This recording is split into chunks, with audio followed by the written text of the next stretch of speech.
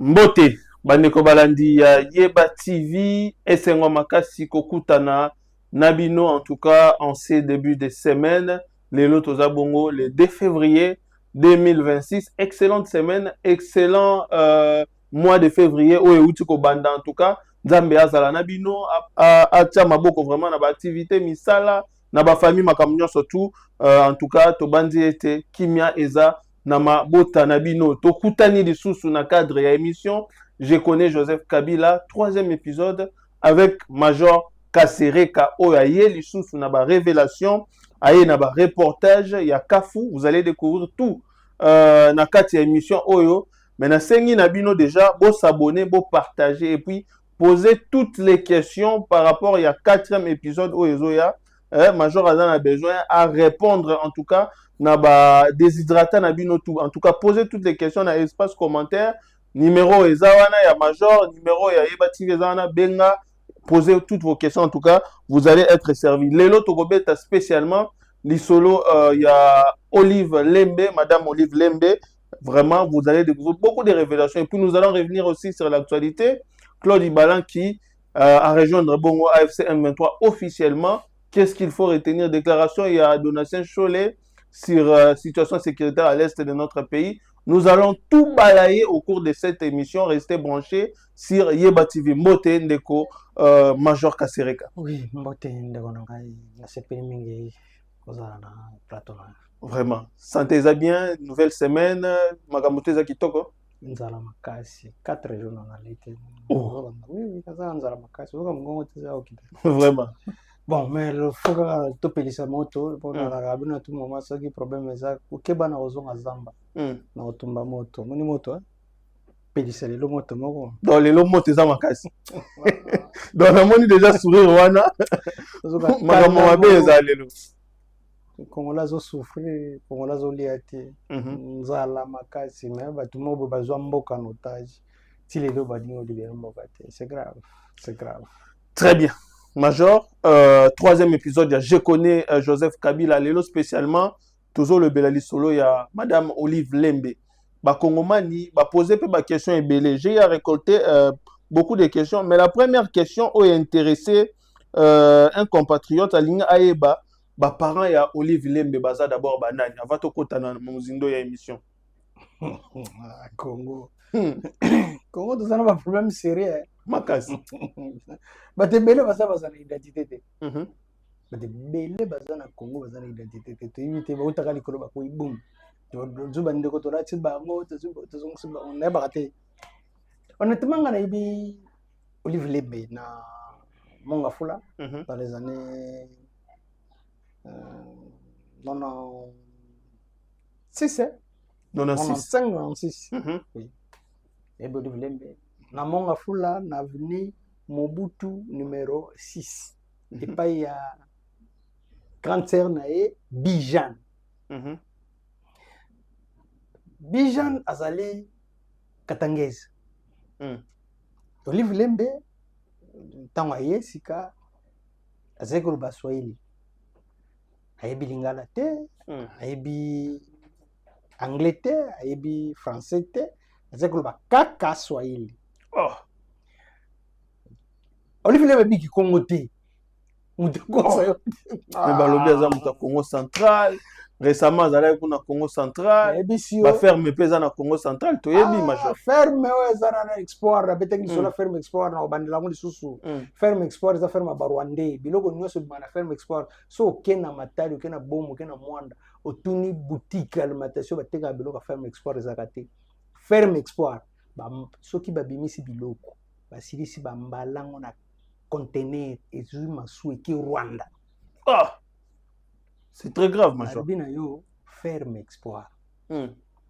Soki basali biloko nyonso to ekendaka Rwanda. Lisolo ferme export na ko betelongo ko nsusu so to vandi to beteli so. Lelo na expliquer bilona Olive Lembe. Olive Lembe azabuta Congo central. Olive Lembe ebiki Congo te. Olive Lembe azande ko oleko. Olive Lembe na oleko so baba express bakuta na antuka ba oleko. Azan oleko azan noko na ebite noko na côté maman, côté papa, ça je ne sais pas. Mais grande sœur na ye propre azali Bijan. Bijan nde ayaka na Olive. Classe boyeba na ina monga place Olive alobaka kini ya Rwanda. Muto azana tembe avec toute la question Olive ne Joseph Kabila. Joseph Kabila dans les années 97 dans la côte Joseph ayebaki français te lingala te abanako baswahili bora oyo ya Tanzanie alobaka kini ya Rwanda. Olive Lembe banosolo na Joseph Kabila na mnoko nini. Babina sepela question mo tuna komi parce que longo na solo na sota ngoti vraiment ne mnoko Joseph banosolo Joseph Kabila babane ko solo na Olive Lembe kaka na kini ya Rwanda. Ezali kambo ya kosela Olive Lembe te ezali kambo ali te na lobaka makambo nyonso tu na ba prive pe na lobaka so buntu ya lobike na kosi ake kufundaka komsanga na lakisai na moni obeti solo ba preuve major na kolinga to lakisa bandeko o ezalaki bongo reportage descente sur terrain oyo Major Kasereka asali ezana ba révélation ebele sur maman Olive ba kongomani balanda bango moko ba découvrir après tozonga o expliquer siko na mozindo ba révélation wana ba kongomani ba retenir nini tokende na régie ndeko Mecha Kochudi proposer biso élément ya reportage à Major Kasereka sur terrain bandeko ba mona ba révélation ba vérité ya somo autant musu c'est tikala caché mais lelo Major Kasereka yeko bimisa nyonso na public tokende na régie après tozonga po analyser. Tozali awa na monga fula na avenue Mobutu numéro 6 na ndaku oyo ya Bijan place oyo Olive Lembe akola. Olive Lembe abandaki kovanda na ndaku oyo zomona oyo zo bien ndaku oyo za ndaku 2 chambres salon cuisine. Olive Lembe azali kovanda awa nzete mo amanga ya munene ezali na sima na yo parcelle ezalaki tikuna omoni oyo ba morcelé bakati bato basomba lupango oyo ba camarade nanga ba Mugabe ba Dadi ba tumusu basomba ngo muta somba lupango oyo Jacques Yavaya azana poto Jacques Bogar ba boka ka Jacques Bogar na somba lupango oyo lupango place Olive Lembe azalaka kovanda ezana ndenge ya lokuta te bato bakanisa kena yobo bana na tena mina Olive Lembe awara za ko ndema desu Olive Lembe azokalinga za ko teka na boutique moko za kida kuona komba boutique yango yebo to di malibana la sabina veni parce que nazalaki ko vanda awa na bobulu kona se oyo ndako na bango ba échange pe ka ndenge za bo ndenge zalaki zalaki pe ka bo donc voilà to bel bana la sabina avenue Mobutu Bimba ti na kwa place au boutique zalaki. Merci beaucoup. Tu viens avec ça.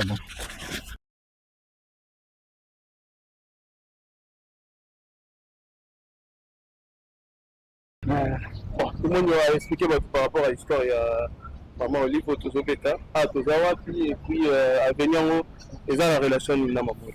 Bon, awa tozali na libanda ya avenue Mobutu. Heureusement, avenue oyo ezalaka na kombo te. Avenue Mobutu yango. OK. Awa nde lupango na bango na lakisi na kati libanda yango. Oyo zomona oyo nde boutique ndambo zwango. Zwa boutique yango. Boutique oyo Olive Lembe azali koteka yango ndako yango. Voilà. Awa partir zomona bateka ba morcela ndako zomona bon. Donc voilà, boutique yango. Sikoyo tokana lakisa bino na bar oyo tobandaki kovanda na Joseph Kabila na Olive Lembe. So Joseph aye parce que bana varana bo lakisa kaka. Le major Tokomiota.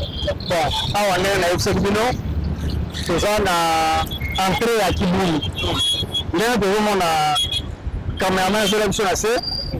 Kuna na se kuna ezali armée armée ya wana deuxième arrêt ezali arrêt Mulongo oyo tozali sikoyo major yebisa biso toza bon tozali na arrêt Mulongo. OK. Na nsima na biso ndako oyo bozomona clôture ntongo bobimba ndenge ekebe banda kuna tida suka kuna ezali lupango ya Mulongo. OK. Godefroid Mulongo. OK. Oyo aboma Lumumba Dia bulwa bon le mouvement. Ndako nyango. Utabele éliminer le bon le mouvement vivant. Non, kufa. Eba kufa kama mabuta bon mara na conférence. Éliminer le mwana na Dominique Muno. Moi je le bakabilo za ntina. OK. Wande place mwana wana mwasi akola. Emission to bawangi wa le lokola. Dominique Muno akola bisi to banago wa yiba wa manga Moni live. Abanago uta classe na ILS na ba camarade to go buka manga Tout droit boye na kwa et pas général Moleli. So Mathieu Colombe et pas général Ngimbi. So ko pusani tout droit et pas ya Tutino na avenue Ngalema. Tutino abanago manga na avenue Ngalema. Donc on n'a pas le temps, on n'est pas là pour continuer tout ça là. Bah reportage pour na Olive Lembe. Na sima awa ezana bar kibulu. Place to banago vanga na Joseph Kabila. Place de Joseph ni parce que ngolongo na ngai Joseph Henri na Tito. Mwana kufa to mwana na awa. Na Sege. To banago na de fa. Na Eric Lembe. Na va so ba ko duka Olive Lembe. To gala sa Kabila zalaka. Voilà. Major Tolandi descente sur terrain na lupangu bisika wapi maman Olive Lembe akola place oyeba ye ezali ngamba ko c'est une première tout le monde a makamba boye na ba média Major Kasereka Olive Lembe na Joseph Kabila batupakaso niye baza ba mystère ba utali koloba ko yati Olive Lembe baza na parcours Joseph Kabila baza na parcours lupangu na lakisibiro eza lupangu ya Bijan eza na avenue Mobutu numéro 6 soko matili kolo na l'accès au mona lupangu ya général Moleli chef d'état-major de gendarmerie nationale au matili kolo au moni lupangu ya général Ngimbi soko kena Ngalema okuti lupangu ya Kutino Fernando place de Boso wana pe ba Dominique Munongo place de komadi no kolo na zapa ba Dominique Munongo na re Munongo wana et pas ya ba Dominique Munongo parce que l'action banze da manga wana nzeda manga wana le pango parce Dominique Munongo mwana mwasi o place akola na papa na ya criminel o aboma Munongo o aboma na ni Lumumba criminel aboma Lumumba assassin Lumumba place avana place ba bombe na yena na conférence eza mamna ko sente na zo ba vérité eso banga te magambo zo banga te Major papa ngane na zabu sina kufu banga Kabila te ngane na zabu Kabila si aboma ngai Kabila betanga fimbu de na zabu na bota kati Kalwila nazozo ngisa dossier ngana to kosamba na tilo lelo Kalwila kanga ngai ya prison ni sunanga de zabu mona subienti donc nazaka na importance souci ya kubanga te liwa na tambola na moteur aller retour so liwe ekutena nge ekutena mais pas muta bo mangeza passe parce que ngai na botama na kisi na botama na magie naza mwana ya chef coutumier papa na ngazali chef coutumier ya Benakazali comme nezalaki chef Lumbala Kalala Benakazali donc pana biso toliaka nzolo bakishi bana biso bazwaka ntaba bomoyi bakundi so banga basala cérémonie mwana pour que loko communauté donc ko banga te pona ngai nyonso ekoki ko ya ekobeta mbongo ezongi nazala ngoma voilà je voulais te dire que na banga kate parce que na yibi makambo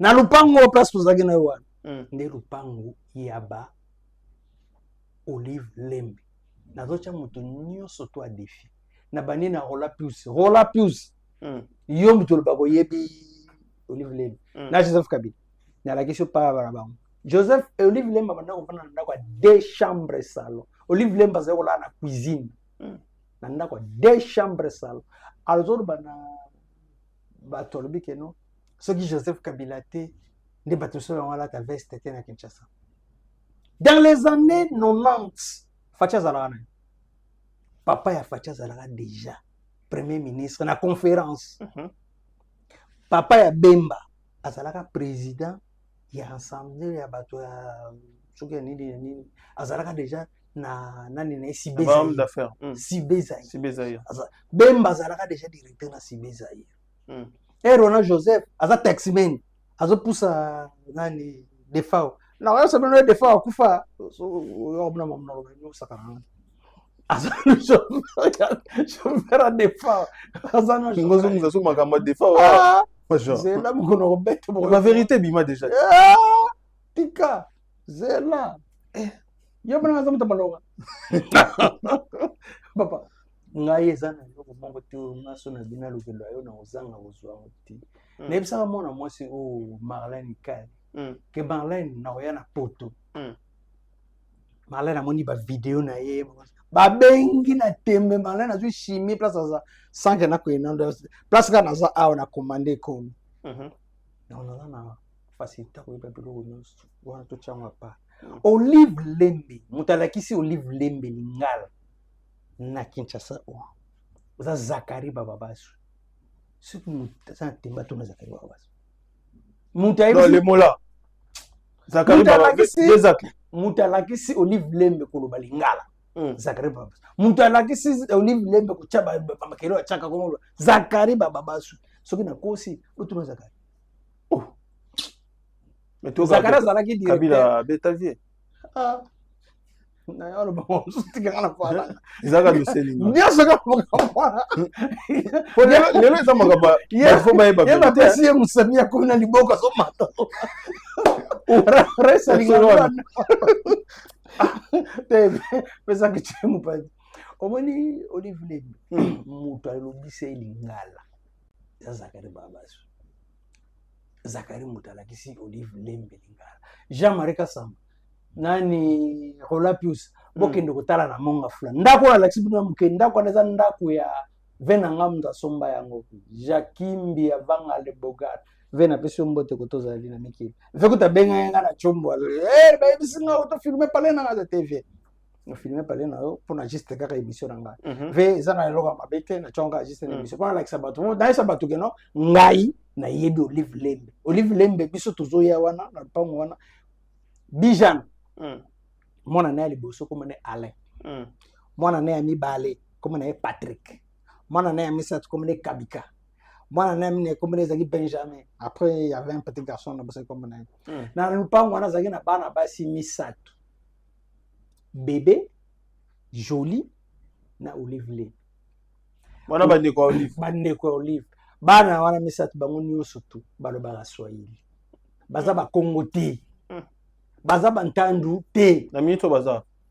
bébé azali commandante aza mena colonel aza commandante na Kasavubu aza colonel azaka commandante ya Lemba otuna ba no Lemba azaka major siko aza colonel azaka na Lemba Jolie nde azaka na Delvaux abala mo mtu bona Delvaux na azana Delvaux Patrick azana 4e rue et na 14e rue asala na commune ya limité na DG azala kaona na commune Kabika za na Afrique du Sud na mona déjà na Afrique du Sud za na Afrique du Sud na yibi bango nyonso tu yibi famille na bango mobimba Olive Lembe azalaka kovanda place wana azosukula bilamba bana wana azoteka na boutique azalaka mwana moko bon honnêtement faut dire la vérité azalaka mwana moko ya kitoko ana koloba te bana benge mwana popi to mona mundele po abanda koloba te azoteka na ye azoteka na ye na misala na ndako asala sukola kana ye basani azane kadi donc abanda to mwana bilamba moko boye neti moni ba bilamba mato ba kana église Abraham bilamba moko bilaim la ningo na bien te en tout cas mwana mwasi ya kitoko na lupango na bango ezalaka bébé na Jolie Olive Bena zalaka taka mtauti mboka mais honnêtement c'est la recherche Olive vraiment kuta na utaka pe mboka te utaka na Rwanda yaka parce que Olive Bena lobaka na ye mutalakisi Olive lingala ezali za Olive do aza congolaise te en tout cas ki congolaise na yeza ils ont badoute mais cause la ba ezaka ndenge ka aza congolais congolais aza congolais cause la congolais nde donc papa congolais maman rwandaise congolais aza congolais cause la congolais vraiment nde en tout cas wana faut boya wana Olive Bena so ba biso que Olive aza congolaise en tout cas faut boya donc voilà un peu ce que je mais non quand à bato musu balobaka akoli pe na kitambo ba côté ba diplomate wana est-ce que c'est vrai papa Olive Lembe azalaka na place fixe te moni barwandi baza na système moko ya kobimisa moto akoma congolais il faut babimisi na bacoin awa pour que bato bazala baintégrer na kata société pour que olive anazala na rigini anazala na rigini nga nazalaki na miabi bon anazala na rigini kote wana ngai nazo komona mwana moko boye mais naye koyeba ye mpenza ya bien ntango na parce que tobanda ya bomba mutuka pa na bango mwe place tokotaki no wana parce que biso ozalaki na se na boboliko kuna na se mutuka na okoma te mutuka na biso na okota wana tokoti mutuka wana tozozonga motoke na wana alors nayebi nga bien olive so amoni nga bakobenga ngai Major Kasereka te so amoni nga babenga ngai Tshisekedi ezali kama kobomba te Joseph Kabila soki aye omoni place tomataki na oto ngato filmer mokona nga boya albike non te ko filmer nazoba na mutu nyonso tuna monga fula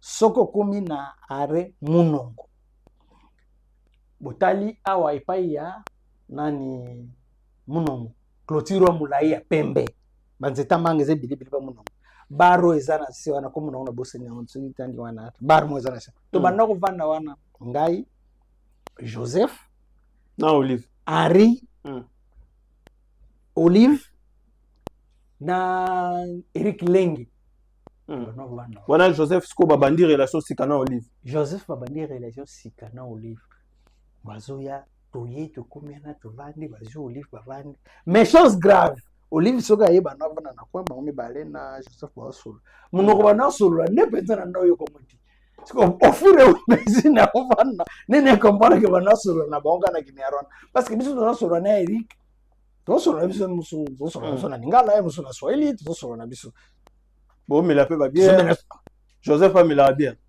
mama na mutabadring yaka mama na mutabadring surtout yebi balobi azaka discipliné ye côté discipline en tout cas ba bien wana tout ça mais la raté Olive alobango on a que Joseph za mutabadring bo tuna deli di ce soir betere bino ba kwiti nini Joseph achaka Joseph amera ba droga mbeti ba droga meli ba kwiti na ba masa no batamana moto wana ba company wana bameli so basilisi basimbi bana na masi bako massacre bino lwali kamsu bameli basubeli bino basumbeli bino ndenge mwana na mutune sala ka bien te nani deni diso Joseph mta bakuita kaya kanda Joseph alo bakate po bakuita legiye aza mta bakuita kanda ya niveau zero mtala Joseph amutu bala mute ngaba ebi Joseph na vani na etro parce que camarade n'a pas chef naï. Ah oui, tant ça va te belé que mutabanda ko diriger RCD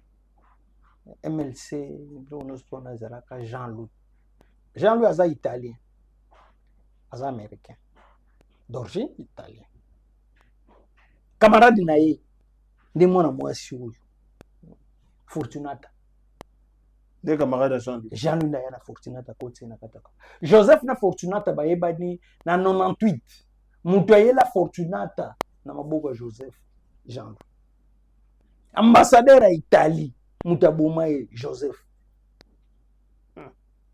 ezali kamba kosa te batemo baza mutuka ya ambassadeur ya Italie ezana ma campagne na vningumu et pas Fortunata ils ont pas Fortunata ezali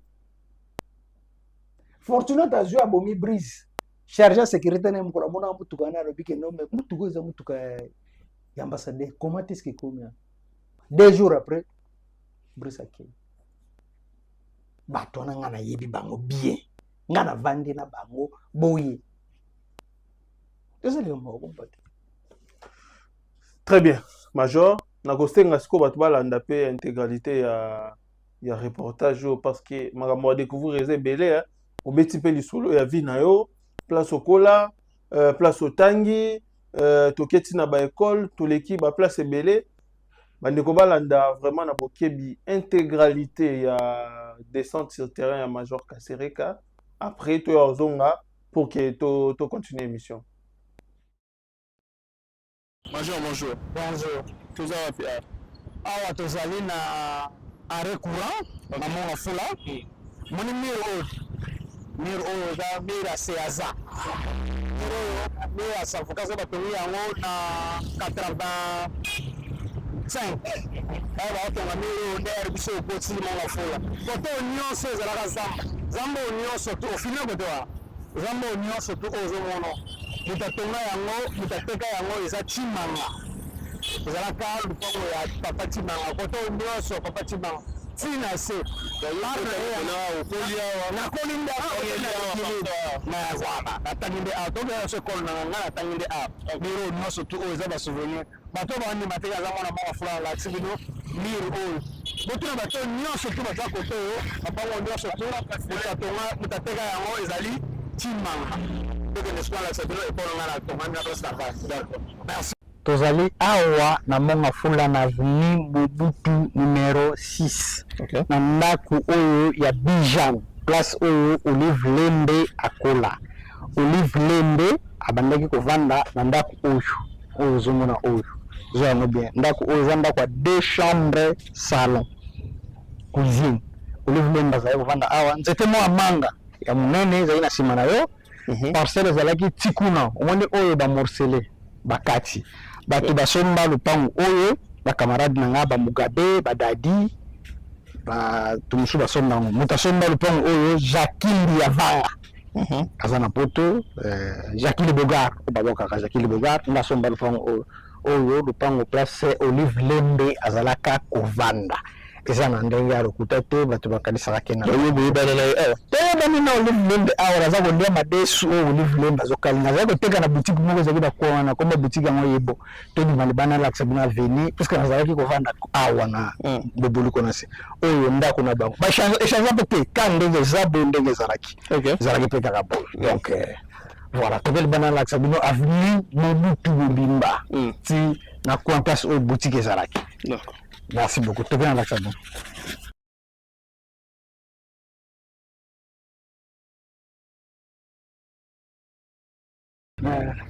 le monde va expliquer par rapport à l'histoire. Il y a maman Olive, Tozobeka, Tozawa, et puis à venir, ils ont la relation avec Nama. Bon, awa tozali na libanda ya avenue Mobutu. Heureusement, avenue oyo ezalaka na kombo te. Avenue Mobutu yango. OK. Awa nde lupango na bango na lakisi na kati libanda yango oyo ozomona oyo nde boutique ndambo zwa boutique yango boutique oyo Olive Lembe azali koteka yango ndako yango oyo voilà awa partir ozomona bateka bamosela ndako ozomona bo donc voilà boutique yango sikoyo tokona lakisa bino na bar oyo tobandaki kovanda na Joseph Kabila na Olive Lembe so Joseph aye parce que bana varana boyo la kaka le major to communautaire bon awa na exekbino toza na entrée ya Kibuli ndenge tozomona cameraman zola biso na se kuna na se kuna ezali armée armée ya wana deuxième arrêt ezali arrêt munga oyo tozali sikoyo tala biso boye tozocontinue enquête na biso toza na major Kasereka major yebisa biso toza bon tozali na arrêt munongo na nsima na biso ndako oyo bozomona clôture lupango Bobimba ndenge ekebe banda kuna tida suka kuna ezali lupango ya munongo bodefort munongo oyo aboma Lumumba ya bulu aboma Lumumba ndako nango ntabelo liminelo aboma Lumumba vivant non kufa kufa kama Mobutu aboma na conférence liminelo mwana na Dominique Munongo mwasi oyo bakabilo kozanga tina awa nde place mwana wana mwasi akola ebiso to bawangi wakola Dominique Munongo akola awa bisi to bandako yako yiba manga awa moni awa ngai abandako yuta classe na ILS na ba camarade to ko buka manga awa tout droit boye na kwana epa général Moleli so Mathieu Colombe epa général Ngimbi soko pusani tout droit epai ya Tutino na avenue Ngalema Tutino abandako manga awa na avenue Ngalema bon on n'a pas le temps on n'est pas là pour continuer tout ça là ba reportage pour na Olive Lembe na sima awa eza na bar Kibulu place to bandako vanga na Joseph Kabila place de Joseph ni parce que ndolova na ngai Joseph Henri na Tito mwana ke photo na wana na Seguin na wana de fois.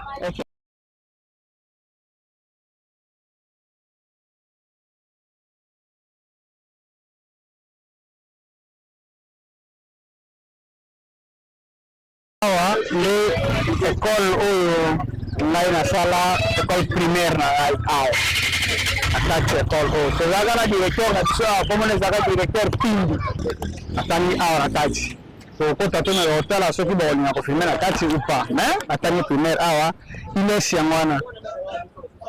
sangwana institut littéraire de Selembao bon to ko tana kati côté Selembao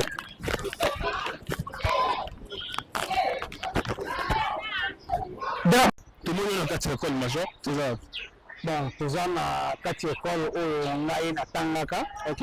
Primaire na tanganga awo na kati école. Na ina école pour na kola kisa souvenir boko ya bobu tunatikala na mauvais souvenir na bobu. Omoni drapo bilende bilende za bilende drapo. To banako yembe la bobutu awa bato kota classe biso juste témoin. To yembe la bobutu. Un jour on va muke na zo baté na ABC citoyen na ABC citoyen mangala ABC mangala pour nini je veux yembela na to le yembela directeur na ABC za directeur pili directeur na ko bolo so ba bembe mon frère ABC mais bon on a la canal du on est aux anges qui ya kaya bakena maiti na bureau wana OK na comme kuna ba directeur pas directeur pona nini na koluka longola place ya Mobutu okumu ya Mobutu ba pesa ngo pas directeur donc j'ai été chicoté ba ngana de ngana na école qu'est-ce qu'il a fait que natika là parce que directeur pindi moi si nous alaka madame Lili azalaka camarade ya maman ngai et c'est comme ça que lobi nango maman yeko ya à l'époque pour faire ça parce que papa kimaka maman yeko ya ayoko senga ba pardon c'est comme ça que na ki kotika la na kati école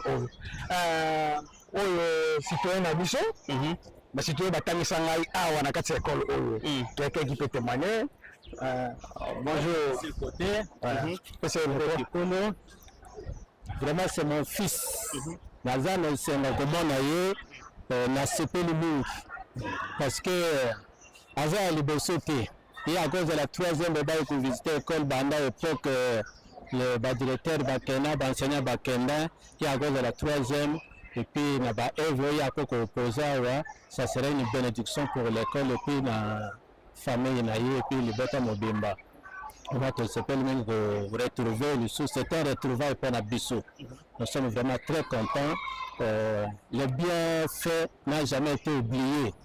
Alors que ça on est en na katikati na ye vraiment na sepeli komona lisu makasi. Merci beaucoup. Na kosenga na général Kasoro Kabuku en tout cas na koluka la façon dont sopona ko ba komona yo école na ngana tanga ya moyo to za ba bantu moya ko tana kati zote général Kabuku oui bana bazana kati le tanga bokozi kotala na musika tala resonamoni salwana eza vide il y a pas de banc c'est pour cela bana bazate donc tout ça ramoké pour ce directeur moto directeur assistant comme ça en tout cas merci beaucoup pour mon année de sous oyo le directeur na biso assistant basal na biso za tiko na kati donc c'est quelque chose que on va ça pour ce directeur na biso bonjour directeur je suis très content de vous voir moi c'est Étienne Tshisekedi de Moulma j'ai étudié ici à l'époque du directeur Pindi. C'est lui qui m'a formé, le professeur, notre citoyen, donc j'étais avec citoyen Mabumbuka, citoyen Mangala, citoyen Timba, citoyen Madame Lili, tout comme ça, il y a des noms qui m'échappent. En tout cas, je suis content de vous voir. Merci beaucoup. Et vous, le nom c'est? Moi, c'est Patrice. Patrice Locombe. Voilà, donc je suis en train de tracer ma vie pour dire là où j'ai passé. C'est grâce à vous que je suis devenu ce que je suis aujourd'hui. En tout cas, s'il faut soutenir, il faut soutenir des gens comme vous, des professeurs, des enseignants. parce que c'est grâce à vous qu'on est devenus des hommes. Ce que vous êtes. Voilà, on est devenus des hommes. En tout cas, je vous remercie beaucoup. Essayez de nous serrer comme vous étiez en train de nous serrer et comme vous êtes en train de faire avec nos élèves qui sont aujourd'hui auprès de vous. Merci, je suis passé juste à vous saluer et je demanderai au général Kaboukou. Ça, c'est mon école, c'est là où j'ai étudié. Oui, le général Kaboukou, celui qui est en train de faire le travail de, comment on appelle ça? Service national. Service national. Et pour, s'il peut voir quelque chose de bon pour donner aussi à notre école, comme symbole, alors je ferai tout possible pour le rencontrer et faire quelque chose. Je vous remercie d'avance. Merci beaucoup. Vous faites ça, c'est pour nous, c'est pour nos enfants. Vraiment, c'est une bonne chose. Wow. En tout cas, merci beaucoup. Merci beaucoup, c'est ce que je peux vous dire. Bon, au revoir. Merci. Merci. Okay. Au revoir. Très bien. Bonjour, tout le monde est sous le protocole. Expliquez le Congolais. Bon, awa tozali na ILES. Place oyo tozalaki kuna, place oyo tozalaki kuna ezalaki na école primaire place oyo natanga. Sikoyo awa na place natanga école secondaire na ngai. Okozwa yango wana otangi yango Institut littéraire de Selema. Awa le place natanga nali na ngai awa.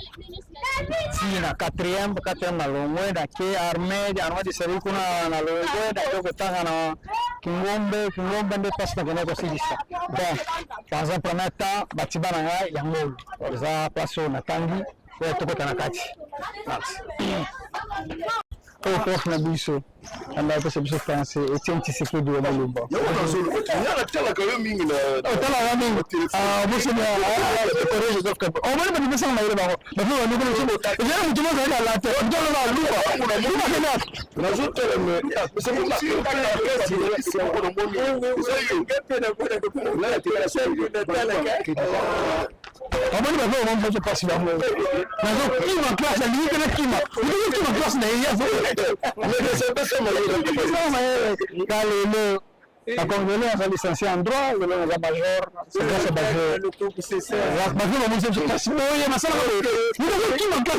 Et là, tu me places de côté, la classe va te sauter du bout. Viens au Canada, il qui ma classe. Je vais dire qui ma classe. Ah là.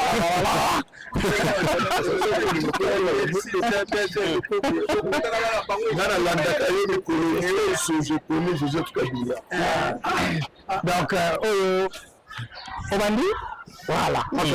La zone de développement déjà, voilà, ok. On bien micro là, ça la lever dans la, parce que oh les profs na biso, on va mettre ça. Bon, na représenter bien oh ma prof ba yebi ngai. En tant que Etienne Tshisekedi de Mulumba, maman a dérangé. Donc, mais qu'est-ce que tu dis là? On prof on va passer sur la tête. Prof, monsieur Yi. Tu vois la prof, là on a fait mon mot, c'est vraiment ça on a fait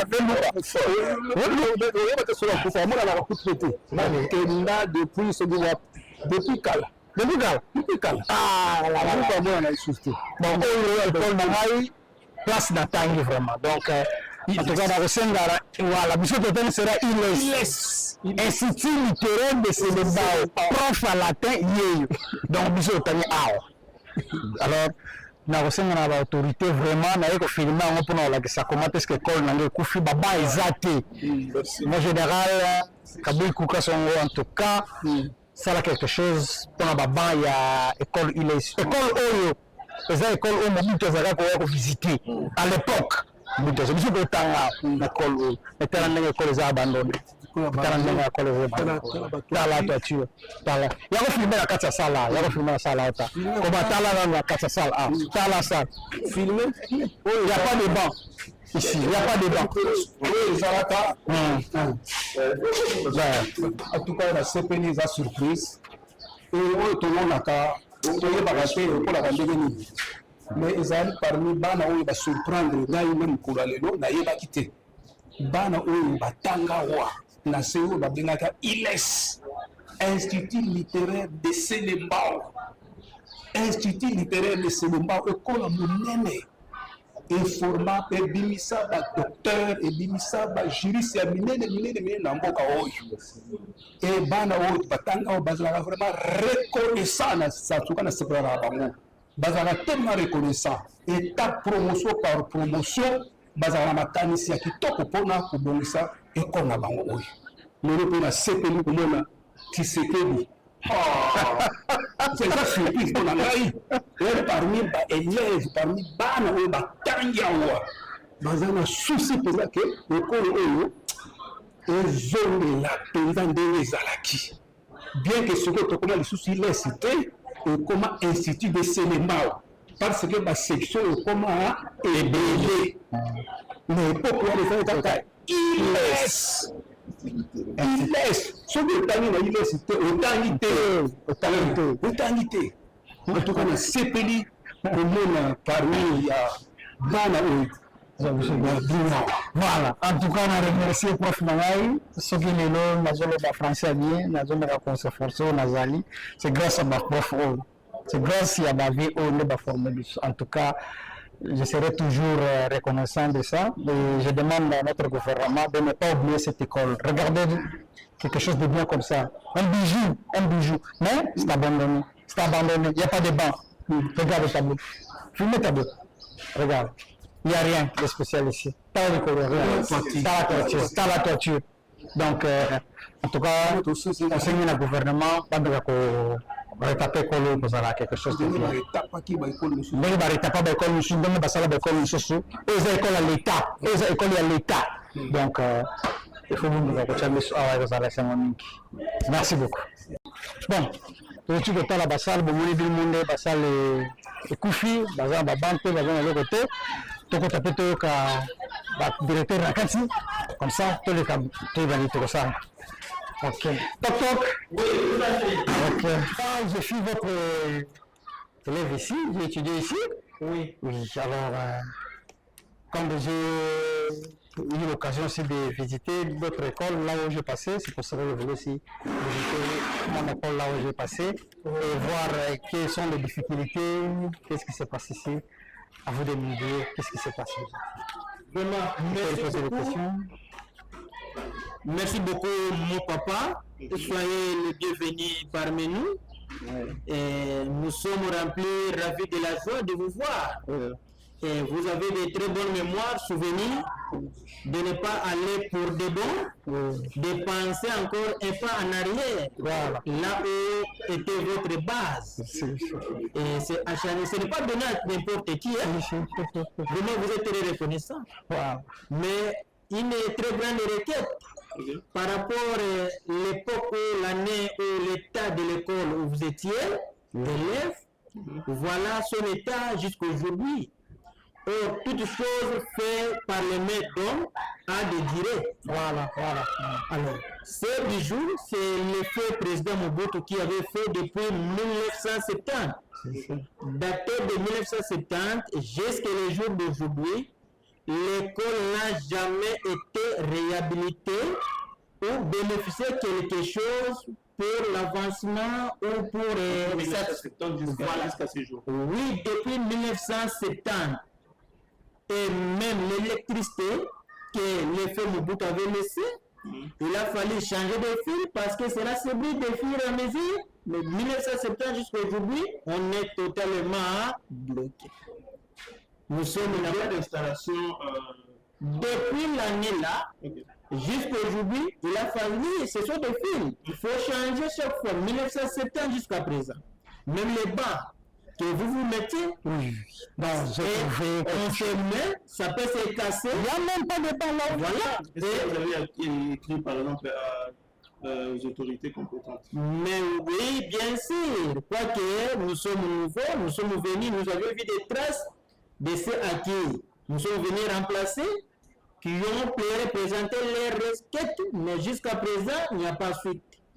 Et jusqu'à aujourd'hui même, nous continuons toujours à travailler, à donner des rapports, mais voilà l'état de l'école. Et sous la pluie, si la pluie commence à menacer, on ne peut pas garder les enfants d'autrui à l'école. Parce que voilà l'état de la toiture, ça ne va pas. Les bancs, il n'y a même pas de bancs, mais ça c'est l'école pilote de la sous-division. Actuellement appelée l'Institut de Selembao. Et sous-division numéro 1 de Selembao. Ça doit être exemplaire. On vient, on voit aussi ça, c'est l'école pilote. Mais nous manquons de moyens pour remettre l'école à l'état où Mobutu avait laissé.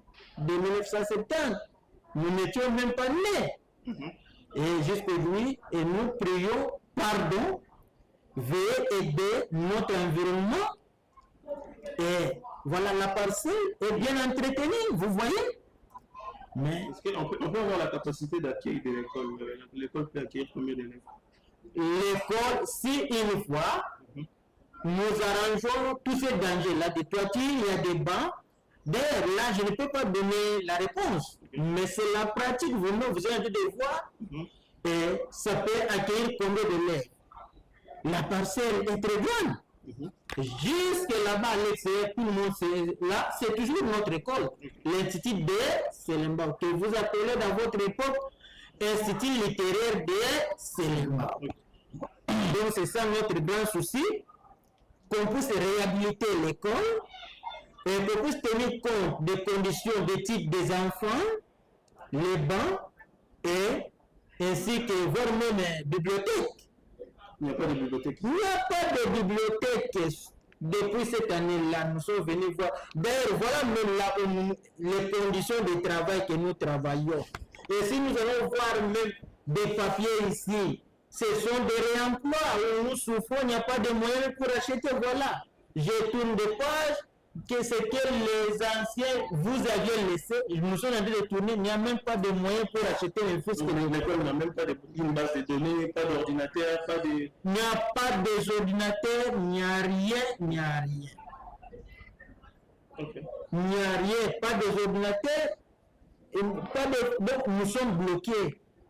Nous sommes bloqués. Nous attendons même, on parle, oh, cette école, ils sont partis de laisser les bancs provenant des services nationaux. Mais ça, c'est l'école aussi de l'État. D'ailleurs, première école de cette commune. Mais pourquoi on écarte ça? Voilà.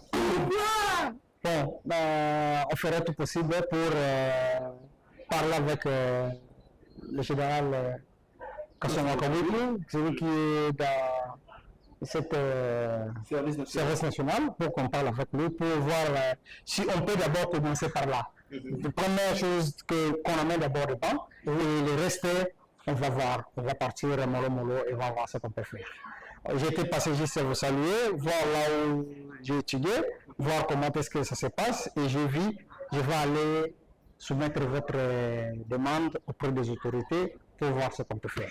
Vraiment, ça serait une très grande consolation aux parents même, parce que c'est l'unique école, comme je venais de dire, de la référence, tout près de Macadam.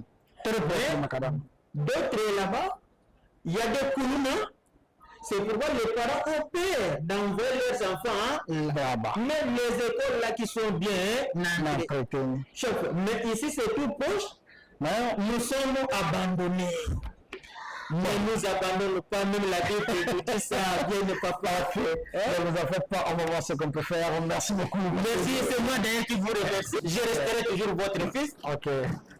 C'est papa Koulitou. Docteur Nandou Kabea, awanazana mpango na yo. Malheureusement ki yepesa atika biso, muli mona ete mana kimia. Nakutani na kuzana ngai, yeye tozana ye François. Oko je crois kuzana na François. Il s'est présenté aux François, aux analystes. François Xavier, Naza cousin pardon, Naza neveu à Dr Nandou Kabea. Oui. C'est moi qui est responsable ici, que la parcelle, c'est moi. Voilà. En tout cas, merci beaucoup. Ah, on est place tozala ko yakozwa bongo ya bataba pona kosala bataba pona fête ya ba benampuka nyonso tout. Malheureusement que papa belé basi bakufa mais bana bazali bana to kokabana te to bo ya za biso toza benampuka. Alors les famille ata papa zate na okuye na kutana François en tout cas c'est belle mine comme François vous en avez en tout cas nzamba za lokum. Merci beaucoup. OK, merci tous là ensemble en tout cas merci beaucoup. Bon outil pas papa Koulitou ngai Docteur Nandou Kabea ayebani makasi batika biso toza na avenir na ye yango tosala donc naza mpa na ye malheureusement ki aza te tokutani na François esengo mingi. Voilà, je pense que bandeko pour comprendre quelle essence ya ba révélation ya Major Kasereka. En tout cas ceux qui ba question ezali comment na espace commentaire numéro à Major ezawana benga numéro ya Yeba TV ezawana benga poser question na yo tokotu na Major akozala vraiment na plaisir ya vous répondre na ba question na bino nyonso awa ezali mambo sagan. Donc question nyonso ezwa réponse nango. Major toujours continuer émission na biso actualité tomoni moko ya ba proche ya chef de l'État Claude Ibalan qui a sali point de presse na Goma a rejoindre ba M23 et puis si ba kongomani moi passe ngana pe to betaki di solo infiltration na mboka oyo lelo ba preuve yango yo Claude Ibalan qui omoni ngonde. Bon Claude Akei ye falega kenaye bien avant na kama kota umeli mama ke parce que tant bakanga ye fala bitanga bima fala kenaka Claude na yebeli na Afrique du Sud na yebeli na Afrique du Sud à chaque fois tant na lobaka na lobi que président na entourage na ye azana ba piquer ebeli na renseignement babenga bango ba piquer babenga bango ba danseuse pourquoi baza ba piquer baza ba danseuse batikeli yo mutu moko boye azwaka information ya nyonso tu oyo za kosala pa communiquer alibanda azwaka makambo nyonso tu oyo yo zo solola na batu pembeni a communiquer alibanda bato wana na cercle président baza ebele ya basi na mibali na lobi na bino vérité na yebi bato wana ebele ba conseiller ya président Nazolo babi ba conseiller ya président la plupart ba travailler pour le Congo. Sur 100% tokozala au moins na 85% ya ba venturier ba conseiller ya président. Ce que to tcheba officier généraux sur 100% tokozala na 85% ya ba venturier. Ce que to tcheba officier supérieur sur 100% tokozala na ba 85% bavantiré. Président Azobundaka Yemoko. Je me suis toujours dit dans la vie. Léon a bien sa mission, on a donc l'équipe pour notre président et bel respect.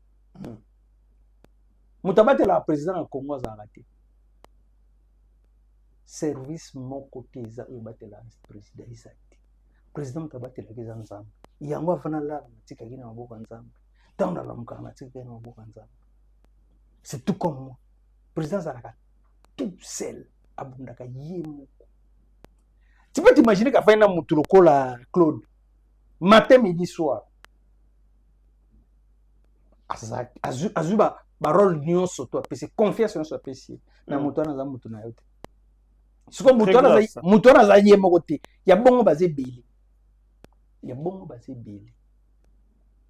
président Azad na danger permanent.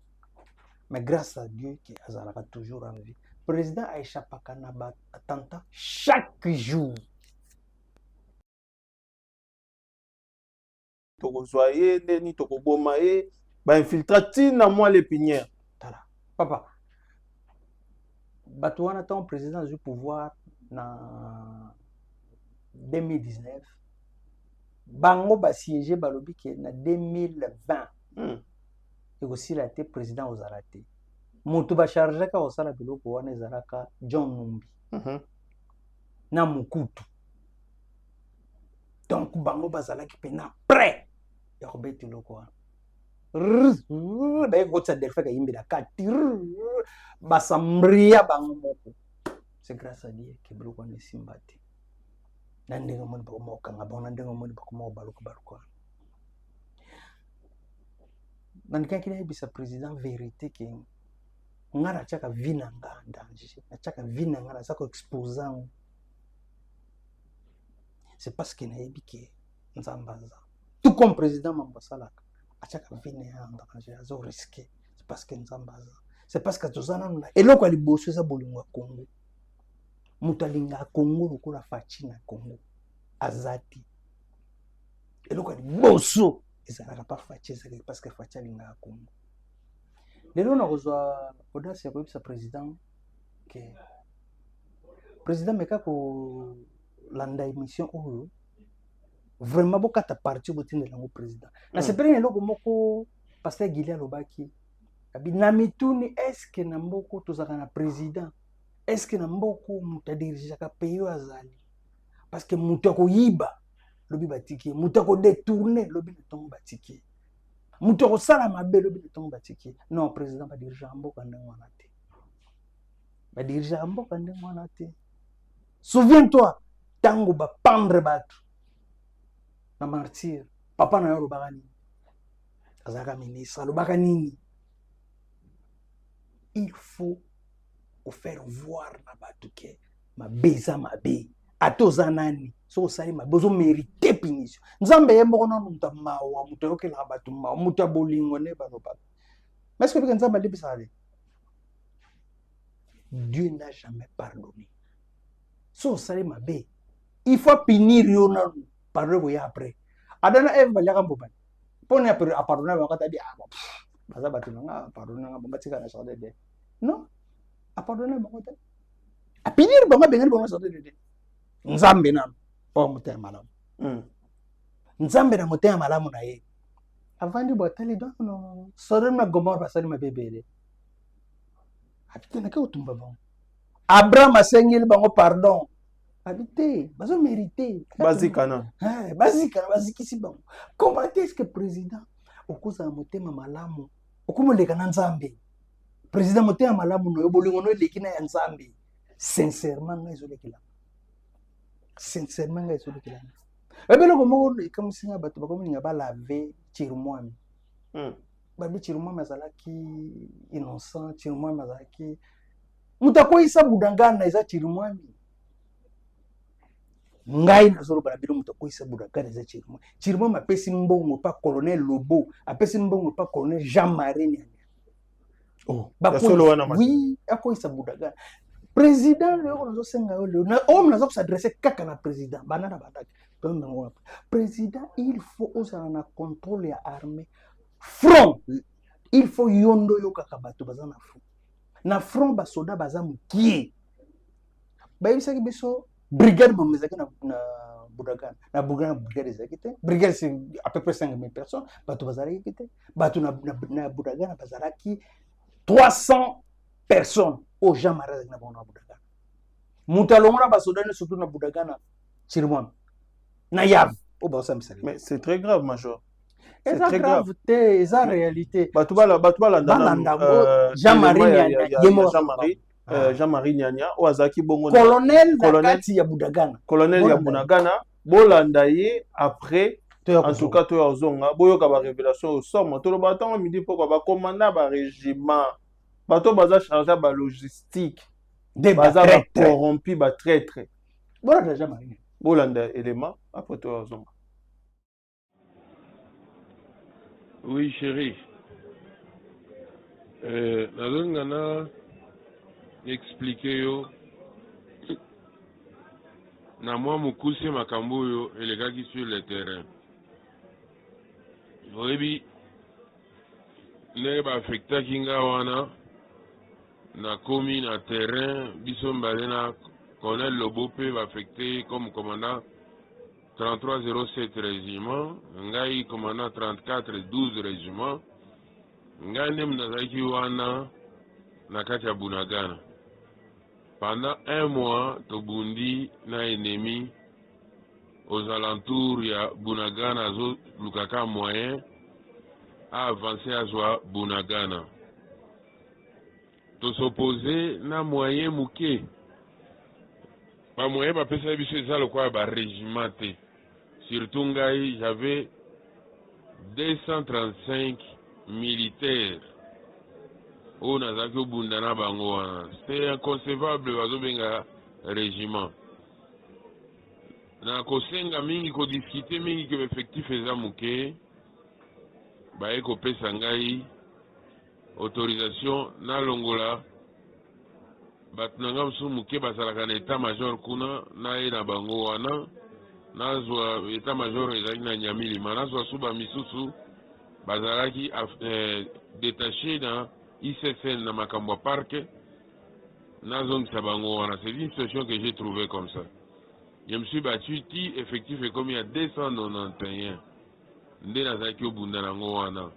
C'est très peu na terrain munene wana po tobunda na M23 frontière nyonso ya Uganda polele liboso kuna côté ya frontière ya Rwanda nde M23 zoutela Zamba Bangomba na discuté tina Lembi pona kosenga bato jusqu'à ce que avant événement elekanaki na Bunagana po Bunagana etikala na maboko ya M23. On a une discussion na réunion, voire même général Chiko Azala Kiwana, il a suivi cette discussion entre Ngaï, na commandant secteur en second chargé des opérations et des renseignements. Son problème, Aolinga Tengana Loba Kenazana Batumuke, Kenazana Moyen Mouke, Kenazana Munition T. Le général Chiko a suivi ça. Avec Sibisoku, tout pour comment il a Koswana, puisque moi j'ai insisté qu'il y a un moyen. Et puis je disais que les Ougandais, dans la tendance c'est au côté là, M23. J'aurais affaire aux Rwandais et aux Ougandais. En fin de compte, après un mois de combat, les Rwandais là et leurs alliés de M23 ont compris notre façon de faire. Commandant secteur a gardé munitions. So bosengi apesi bino ka muke. Azo gardé en haut à quelques 30 km, c'est pas moi. Il y a ici kato zalaki, ici qu'état major na ezali na Rutshuru. So qui to beleli ki auto za attaquer munitions nde aïe. Avec ses gardes du corps, à Tindilem Souba garde du corps ou bien à Yepeye Moko, pour nous ravitailler moi Mouké Kaka. Même carburant a un problème. Une mauvaise stratégie quand ce qui concerne d'abord la logistique. L'ennemi a compris cela. Aiko sa nini mukolo yo, tozalaki na bitumba wana ya suka, aiko katanzela. Il nous a coupé la communication avec le commandant secteur qui était à Rutshuru. Il est venu jusqu'à Tchengerero, un peu plus proche, mais l'ennemi a Kativiso entre Bunagana et Tchengerero, le commandant secteur à Zalaki. Et il commençait à encercler Bunagana. Il nous a malmenés avec une force et à Sika, unité spéciale. Tandis que nous, on n'avait pas assez de force. Attaquer côté unité à Colonel Lobo Ezali, est-ce qu'on va zober après-midi. Alors nous étions isolés. Derrière nous, la frontière avec l'Ouganda, l'ennemi avance de partout de devant et à Kanginzera. Vers le soir, on a commencé à réclamer les munitions. Les commandants ne pouvaient plus nous ravitailler. Et comme il y a Makasi, bon, attention, il y a une munition, on peut se la mise dans Zélani. En fait de compte, il nous a donné l'ordre de quitter Bunagana, puisqu'on n'avait pas de munitions, et il a dit qu'il ne voudrait pas que l'unité soit retrouvée dans Ouganda. Tout le Ngwa et Sikawana, mais tout le Kela Zamba, tout le Kanzela Odusola, tout Bima, na Tchengerero. Voilà ce que nous avons fait. Artillerie, un peu lourd, et on est contacté na Ouganda, na Mituka. Biso, on a débordé, on n'a rien laissé à Bunagana, sauf les corps de nos hommes qui sont morts la nuit là, et les blessés qui devaient aller aussi en Ouganda. Comme il a Tchengerero, là-bas 11h le lendemain, le commandant secteur nous a reçu, nous a donné des munitions, il y a des bombes, il y a des lance-roquettes, et c'est là qui complètement. Il y a des organisé Wana, na colonel Luamba qui était commandant sur place là à Tchengerero. Abinon, biso to collaboré avec le colonel Luamba wana.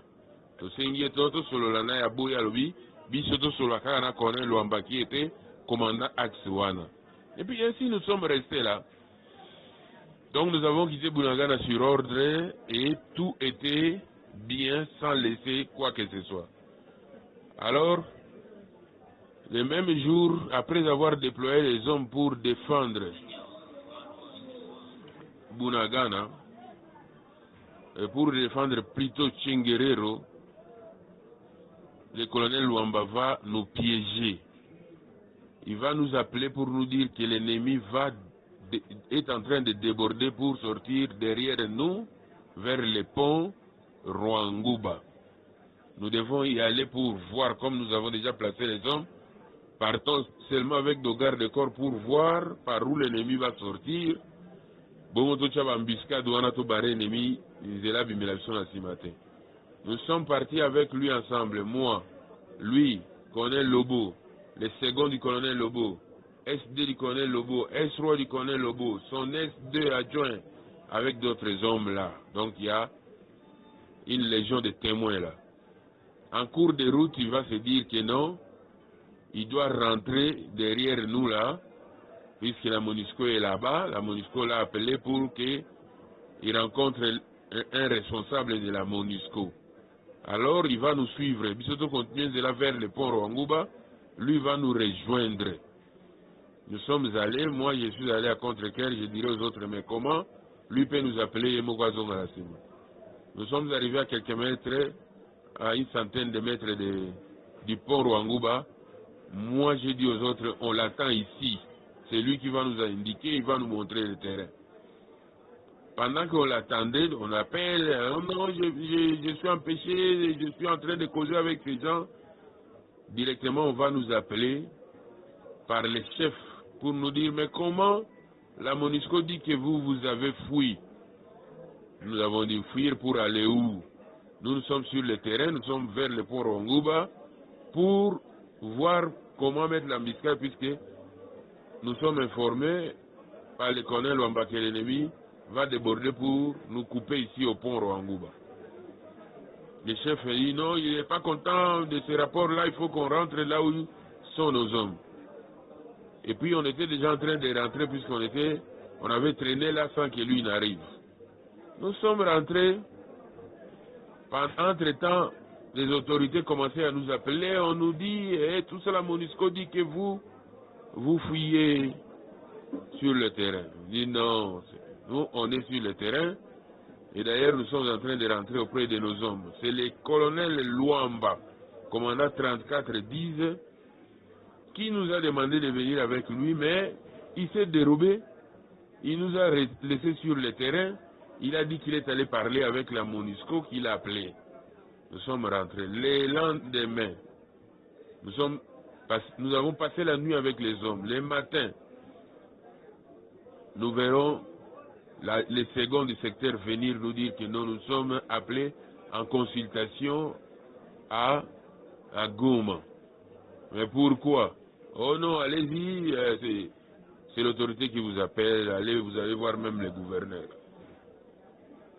En rentrant avec deux gardes-corps chacun, moi et Lobo, on va arriver à Rutshuru, là où il y avait le commandant secteur lui-même. Moi, je vais lui poser la question, mon général, pourquoi nous, on nous appelle en consultation? Qu'est-ce qu'on a fait? Il dit, oh non, moi, je n'ai rien à vous reprocher, mais on vous appelle là-bas, allez-y, vous voyez, même il y a eu un petit problème là, comme il y a eu un petit problème de retrait de nos troupes, à Bunagana, on va seulement nous poser des questions, vous allez d'abord là-bas, mais je n'ai pas vraiment à vous reprocher. C'est comme ça que nous sommes partis jusqu'à Goma. À Goma, on commence à nous poser des questions, non, et on nous dit que vous avez fui, tout ça. Les commandants région même.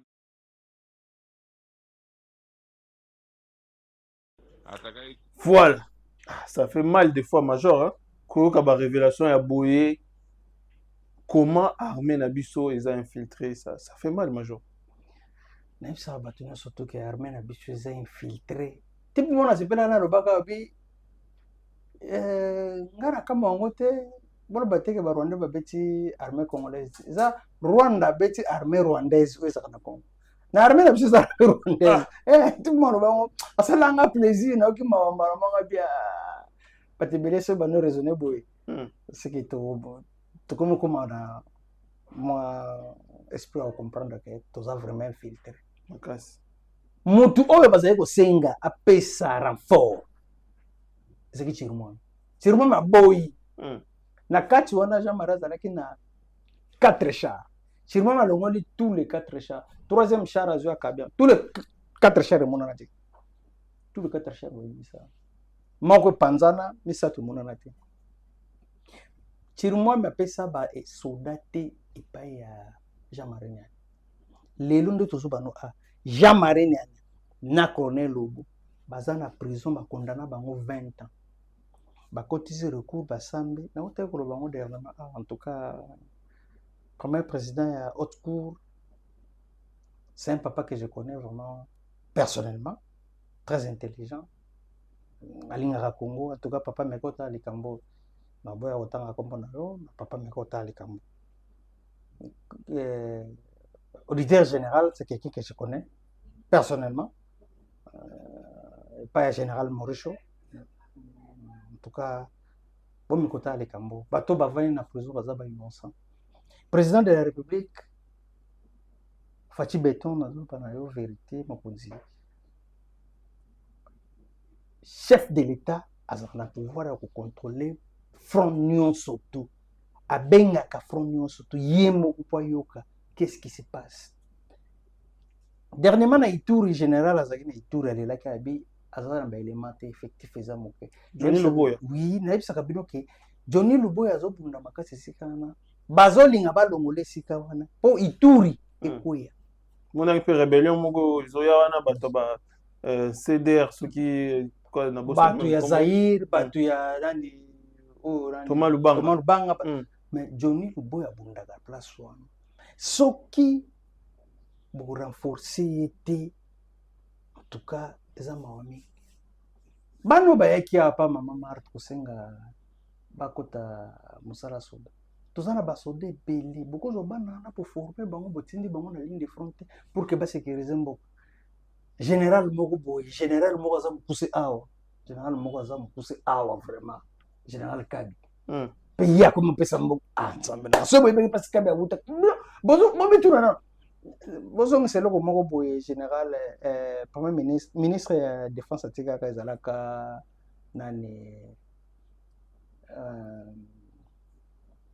qui c'est Jean-Pierre Bemba alobaka motu nyonso akena demiap bakende otala ye na OG na ye azalaka na peteri na azalaka wapa azalaka bokende na okunduka bango nyonso to mpone bakataka eloko wana mpone bakataka eloko wana bato ebele ozomona wana babimela dans les néants bayeka bamikotika ya pression motu moko awuti azalaka na ye lieutenant mbala moko général eza na garçon moko babima général azalaka civil comme ne papi na yebi ye na nani na ngaba aza mwana ngaba mais aza général akoyisa gomo c'est vraiment quelque chose de grave nanga nalakisa bino ke nayebaka makambo ebele mpe namonaka makambo ebele mokonzi ya mboka meka kotya yo moko telefone nao na écoute bato wana nyonso baza na ligne de front babengaka yo directement Hitler faisait ça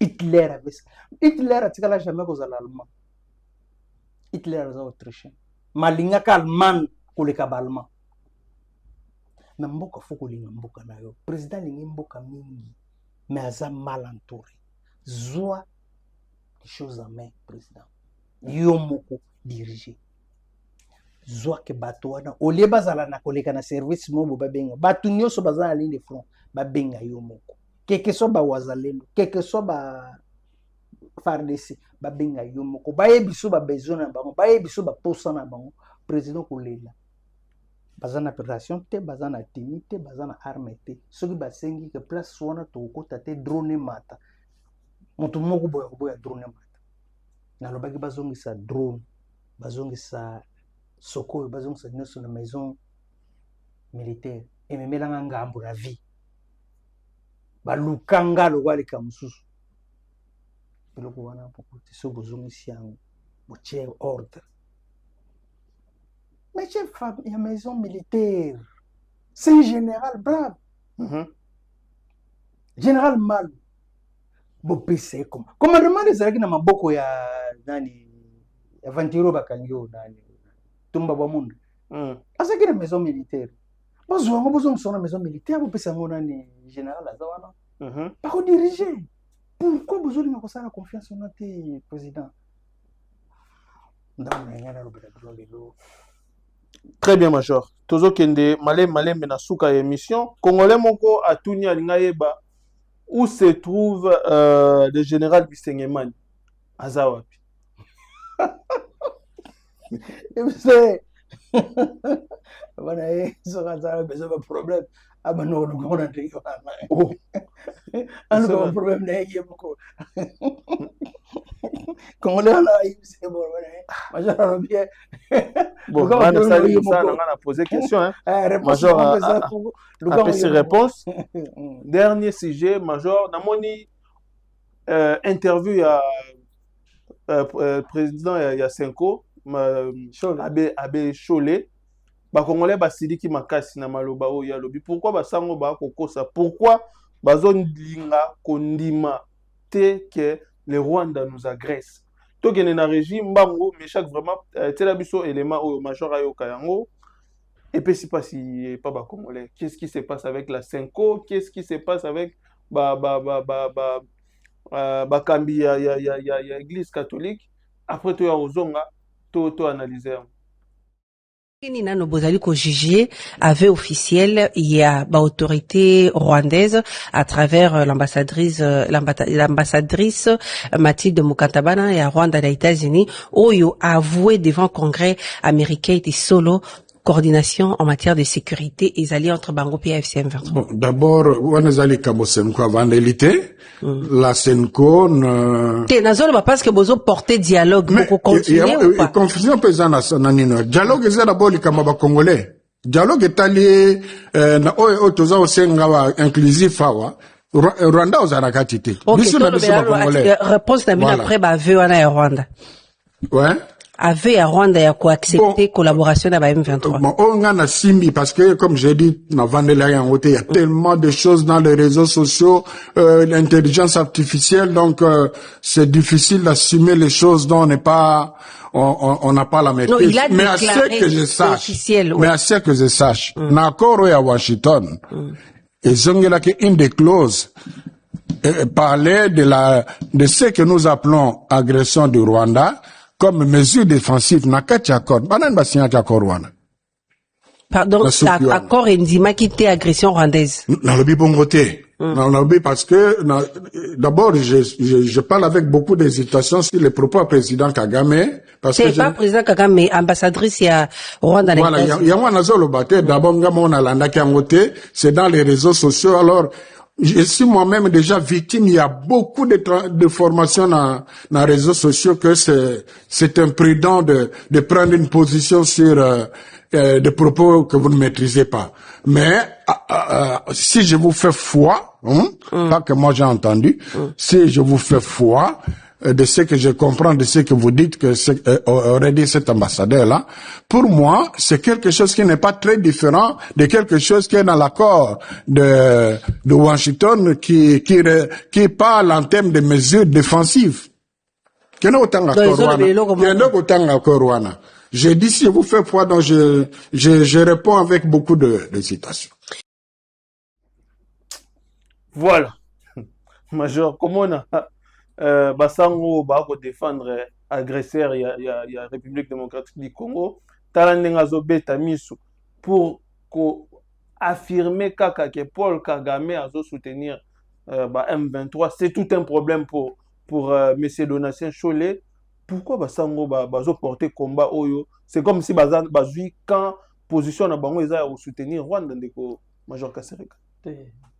Faut pas que tu basango basango na rien à voir na kata makambo motoza na makambo eza Cholé na mbongo Cholé faut bien ngana bakomona bango Cholé na mbongo moto pas pesa bango mutu makasi eza président de la République ya solo po aza motema malamu mingi Mabutu alandaka nani malula kimia ke kupandela libanda malula tasu achapwa malula achapwa na mboko Mabutu alandi mbango kimi qu'est-ce qui manque pour okanga bato et ce sengelo mbota to ba baza ba intouchable ba kanisa neti baza ba intouchable c'est facile le bidato ba uta ko tindela mbongo wa batindele kaka manda de comparaison mbongo alingaka suba na bilamba lengi lokali kam elo ne kozanga lobi na tongo kanda tanga sisi ko babilo bake bakangie ba yene papa comment est-ce que zo confirmer bulo kwa ndongo shole alobaka ngalo bisoki ba publier makamba mabe na 2023 en tout cas tozana choix te tokoluka jeune moko brave kobima pose au pouvoir. Donc, il y a déjà plan là-bas. Congolais, il y a courageux. Il y a courageux. Nga na yebi Christian Malanga bien. Na yebi Christian Malanga bien. Christian Malanga za mutu ya. Mutu ba ya na Christian Malanga na kisasa. Bato wana na yebi. Christian Malanga te shole te. Bato ba ya na ba. Ba shole na so bazalaki na kata kopo wana. Okay. Ba kama shole wana. Na je me souviens le bagage na biye mbongo na show babanda ko ya kosala ma réunion na bango ya mabe contre président na motel fikini soki na lobi mamba kuta ambongo show na lobi ke bino bobanda kosala ba réunion contre président na motel fikini boke funda na rela bino prive soki na ko magam na justice major ngana zo ba solo yo soki funda nga batemo bazali ba prive zali yo funda ndo ko sala po na kosite mutu ko shole na mbongo baza bato bakokanga bango na tongo moko abwene eloko lobe bako tikete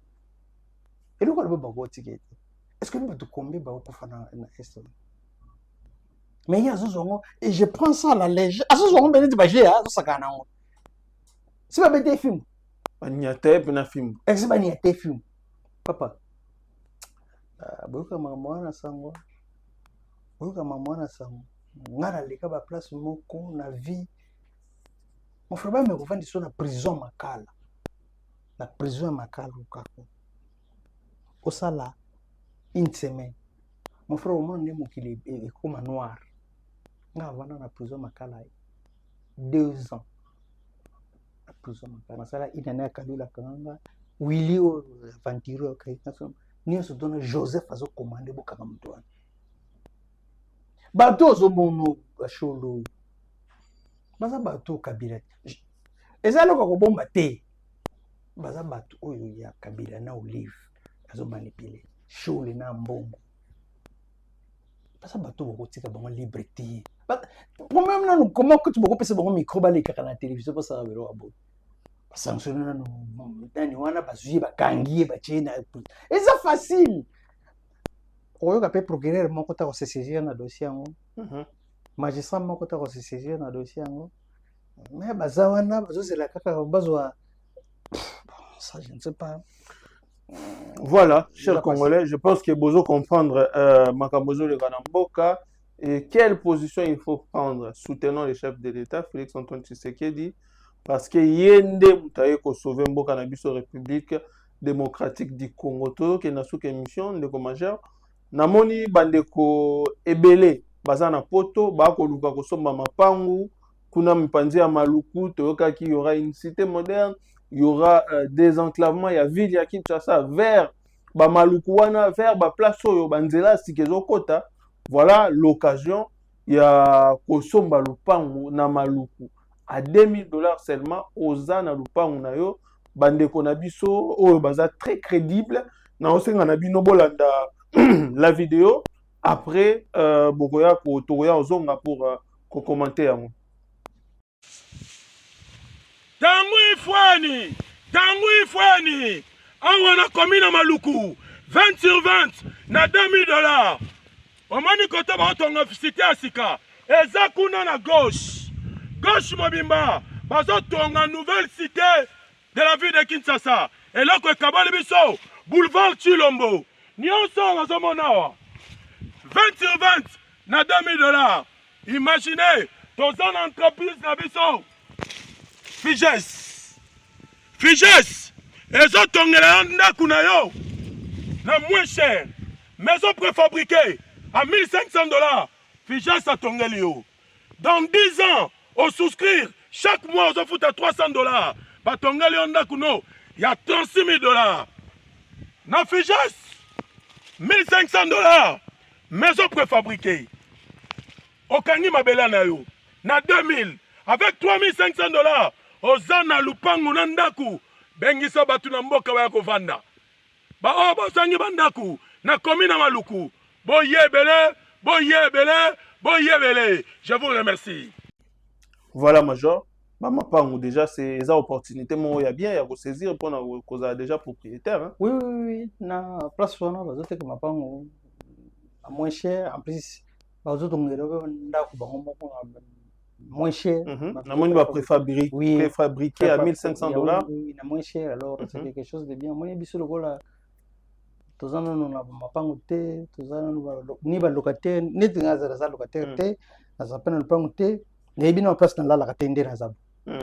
Ndera za na yebi place na la ka te, place na vanda na yebi te, place mo sina na bana bakenda na yebi te, ngaba.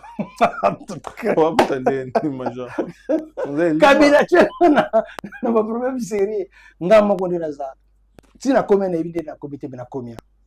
Donc tant obima nande na okeni na oyeba te bina koma ko te. Na moni to kende tozo tal moko te wana la place bien en tout cas faut mapango ko chamwa mise en valeur comme ça comme une adresse fixe. Comme une adresse fixe parce que dans l'adresse te na yebi na place na zate ça fait au moins 2 ou 3 mois maintenant na mona bana ngakala na place bazate mais sauf que zamba osunga kala te na mona ba na sisa na team ko na oboma Joseph Kabila ndi makambo kesira bo masama benga na biso to sala kiwana abina comment est-ce que tu vas Joseph akufi yo Joseph akufi te na biseki ka réponse mo ya na zo ba vérité la télévision Joseph Kabila za mama na tente kande na sebina zana baliwe bele bate bele bakufa te maya wo sebina wakomona ba te mana pesi yo ka batimbale bakufa mais bakufa te. Officiellement, tu as dit qu'il y a Bakufa, mais Bakufa, moi, je expliqué bien format. Il faut savoir que service pour expliquer. Joseph Kabila a préparé il y a longtemps pour battre Rubero. Mais quand on Kufa pena on Kufa boité. Mon temps qu'on sautait Babelo, c'est bien sur Osama Ben Laden à Kufa. Mais tu as vu le voir maman. Le service secret baby blo basalaka basali ko mugo boyi ba monsieur. Mais bien pas bondi mais na maman sabino isafa mangolo qui a besoin moto azaki na kata boîte abete no masolo. On abete no masolo solo. Ya masolo solo alors.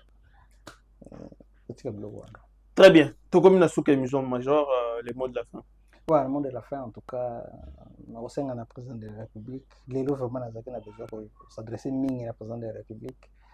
Nandaki Pasteur Gili, et ça sera biso passi mingi. Président, nanu mutalinga Kongo ndenge yolingi Kongo te. Batu balinga Kongo na loba à chaque fois. Bazaka misatu bakufa. Mutali bosso zaka Patrice Emery Lumumba, mutami Bale zaka Papa Etienne, mutami Sato zaka Moïse Kabila. Yoza 4e. Mutalingi président nga na chance ya kovanda na ba président Mobutu, Laurent Désiré Kabila, Joseph lelo yoza président na kati mboko na biso loko moza vrai Mobutu muto ateka yeza ba siège na cercle na ye de bateka Mobutu. Zo exemple nazo pesa lelo mutakenda kotikela Joseph Kabila ba arme nyonso tu na Kisangani c'est Kengo Wadungu mutakenda kotikela ba arme nyonso tu Kisangani est tombé le 15 mars. Joseph Kabila lobi ke azalaka na Kinshasa 3 mois avant AFDEL. Le 15 mars ba côté le 17 mai, ça fait combien de mois? 2 mois. Joseph Kabila banda kokota Kinshasa. Joseph Kabila banda oya na Kinshasa, pas obima. Parce que azalaki a contact na tous les généraux na ba membre famille ya Mobutu batu bateka. Joseph a comme président. Mouza comme président. Mouza batu bateki cercle na ye. Quand on disait à Mouza n'a jamais voulu croire que batu ba koteka bateki. lelo oyo nga nazoloba na yo président de la république tant que président na biso na bolingo ya Congo nyonso ozalaka nango sukola entourage na yo sukola entourage na yo mwana otanga bakoma bato eza te banda na baconseiller na yo ti na bato ase bagénéraux baofficier nyonso sukola bango mpona bato ya confiance oyebi président baota kokanga États-Unis ota kokanga nani na mboni Venezuela. Est-ce que section moko basoda bakoki kota na Venezuela Venezuela combien de militaires bato ba livrer za ba généraux na ye parce que baboye ko bunda nga nazwa chance wana ya kovana na jambe jana la kisanga comment est-ce que so lingo kanga moto il faut on anéantir rien ainsi c'est facile donc bato no apembeni wana baza su ba piquer na yoti faut que ça la tout possible kolongola bango otia bapiki oyo yo esimba yo komba biki na yo conseil na nga napesa lelo yango wana nalobaka yango à chaque fois bato bandimaka te Claude Akei mapari ye baza ebele na kati wana faut kolongola bango voilà un peu ce que je voulais dire mpona lelo ndeko bele babengi ngai ndenge nini tozomona yo lisusu te pa ndeko Stéphane non nayebaki na bino et surtout nazopesa ndeko na nga mbote ale barakuda babengai nga na mikili ndeko na nga nayebaki na bino déjà ke na kosala susu émission epai ya Stéphane Banamongi te eza te mpona nini oyo non mpona raison ya sécurité na ngai nazobandela bien tozalaki na Stéphane dernièrement tosololaki ayiki tokotikelanga mwaki quelque chose ya kolia donc naza na ngai na problème moko ti mpona raison sécurité na ngai Stéphane aza na centre ville nakoki kokitaka kuna te komataka na moto aller retour ça je ne le ferai plus alors mpona raison sécurité na ngai nde na kati nakomosala na yo ndeko Shadrack ndenge toza boye toza na biso quelque part tokangi topelisi na biso moto donc nde totumbika ya mboka boye bato bamonaka milinga mais place tosalela place moto etela bato bamonika milinga esi lelo motu nyonso to atiaki tembeke ndeko na biso Chilumwa menta asalaki egome ekweya ndeko tasalaki keno nani kweya bulande Jean Marie Niania ye moko atémoigné wana alors ndeko sengi ngai ale barakuda nasala émission mpona liwa ya Aimé Kabila nakosala émission parce que nayebi comment est-ce que babomaka Aimé Kabila alors nakobeta lisolo ndenge osengi tobeta lisolo alors tozalaka na Etienne Kabila tout moment tokomeka kodévelopper na lisolo wana ekozala esengo mingi merci beaucoup nalingaka président na biso mingi nalingaka kongo nanga mingi s'il faut mourir pour notre pays je le ferai. Très bien, merci Major Kasereka wana ezalaki troisième épisode ya Je connais Joseph Kabila bo poser ba question na bino ebele na mona bino na espace commentaire bo liker bo partager ebele parce que azali moto mboka nini yaya na ye Bijan azali Katangese noko na ye ndani Oleko azali moto bando tiko noko na ye mazando ka Bijan Oleko zande ka Bijan te Oleko zande ka magamuze bele mboko vous posez ma question, vous avez ma réponse. En tout cas, Major Azar est très disposé à répondre. Bino, avant de conclure, Nalinga qui kosa la mise au point, moko toujours soutenir un homme, Topenka Bongomu Kingeshai. Oyo Azar lelo victime ya ba attaque, bato bazo linga ba ternir image na IDPS. Moussala, secrétaire général Augustin Kabou Yazo Sala. C'est vrai, ton dimi to accepté ango. Mais on a besoin d'un nouveau leadership. Les lois makambu ya ba ibalanki ba makambu bele zo le kanamboka, ça prouve en quelque sorte que côté leadership, même au sein de l'IDPS, il y a un problème qu'il faut résoudre. Le chef de l'État a sollicité le Congrès, mais bato bele ba comme s'opposer na Congrès. Vous vous opposez directement au chef de l'État. Non, biso toko soutenir Topenka Bongo Mukengeshai, c'est un profil idéal pour n'avoir tête ya IDPS wana. Pourquoi? Parce qu'il a prouvé par sa loyauté, il a prouvé par les services qu'il a rendus au chef de l'État, Azala qui secrétaire particulier à chef de l'État, tout ce qu'il a été na scandale sur les réseaux sociaux, détournement. Aujourd'hui, il est questeur et à Sénat, sa gestion n'est pas à critiquer. Aosala Moussala Naye, Ndenye Sengeli, pour l'intérêt à Congolais, il prêche toujours l'unité. Na Kananga, il était là-bas pour mobiliser pour les comptes. Il y a chef de l'État. Totikali Koyo Kaite na ba conflit. Non, il dépasse. Asali Boye, il soutient toujours le secrétaire général Augustin Kabouya. Mais pour les biens de l'IDPS, Biso Batu Oyo, Toza na kati ya IDPS, Tozo soutenir Topin Kabongo Mukengeshai, pour na élan ya changement, pour na Moupepe Sika na kati ya IDPS. Vous s'abonner, partagez l'émission. Merci Kulutu Chacho Pipo na Madrid. Merci président Chikito Mouchachino, président Chims. Merci na batu tout oyo balingaka Yeba TV Didier Baeye na Afrique du Sud. Baza ebele Trésor Kandolo, batu baza ebele ndeko Mauricio Mandepe na PCA Mbote. En tout cas, bozala toujours branché na Yeba TV. Tokokutana prochainement. Soki nzambe apesi biso vi. Bye.